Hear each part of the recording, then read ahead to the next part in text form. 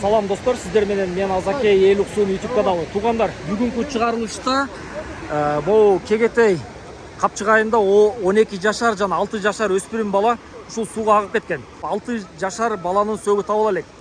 12 жашар кыздын сөөгү табылып, кече жаназа сокулуп, бүгүн жерге берилди.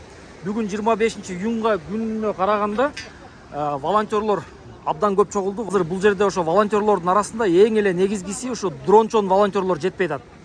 Анан сиздер ушул видеого лайктан басып, болушунча поделиться кылып, комментарийлардан жазып койсоңуздар, сиздердин жардамыңыздар менен ушул видео дрончон адамдарга жетип калып, ошол дрону бар байкелер келип дрон менен ушул 6 жашар өспүрүм баланын сөөгүн издегенге жардам берет деген ниеттебиз. Волонтерлор Кыргызстандын булуң буручунан келип жатышат. Андан сырткары казак бир туугандарга Алла разы болсун, Казакстандан, Алматадан келишти, Ингушетиядан келишти, жана ошондой эле башка дагы өлкөлөрдөн келишти. Бул жерден ошо волонтерлордон суром жолу узатып, ким кайсыл жерден келгенин сураганда, ар кайсы өлкөдөн келгенин айтып жатышат туугандар.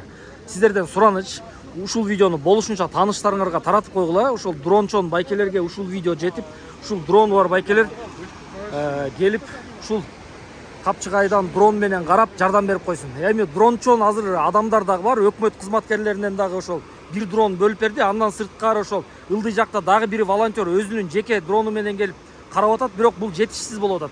Менимче азыр бул жерде бир 10 чакты дрон боло турган болсо, өтө сонун болмок да. Могу МЧС кызматкерлерине өтө сонун жардам бермекпиз. Анан ар кандай соц тармактарда ар кандай ушак кептер тарап жатат. Бул жерде МЧС кызматкерлери, милиция кызматкерлери такыр көрүнбөйт деп.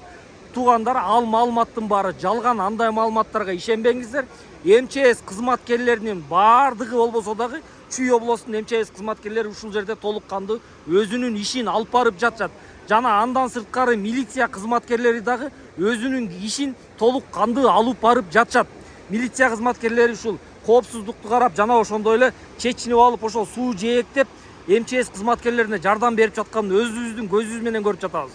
Жана волонтерлордун арасында баягы ичине кирип издегендер болуп атат. Андан сырткары баягы кафе иштеткен, тамак жасаган андай мындай адамдар дагы өзүнүн жардамын берип, ушул волонтерлор ачка калбасын деп, ар ким үйүнөн тамак бышырып келип, ушинтип волонтерлордун курсагын тойгозгонго да жетишип атат. Ар ким өзүнүн колунан келген ишин алып барып, жана жардам берип, салымын салып жатат. Туугандар, дуа кылып коюңуздар, Алла насип кылса ушу 6 жашар өспүрүм балабыздын сөөгү табылып калсын деген дуа кылып коюңуздар туугандар. Бул видеону биз эч кандай дайынданбай эле тартып жатабыз. Элуксун YouTube каналы көптөн бери чыгарылыштарды кыла элек. Ага өзүбүздүн негизги себептерибиз бар. Мындан ары Кудайым буйрса, Алла насип кылса, Элуксун YouTube каналы кайра эле элдин кызматын уланта бермекчи. Сиздерден сураныч, ушул видеону болушунча таратып коюңуздар.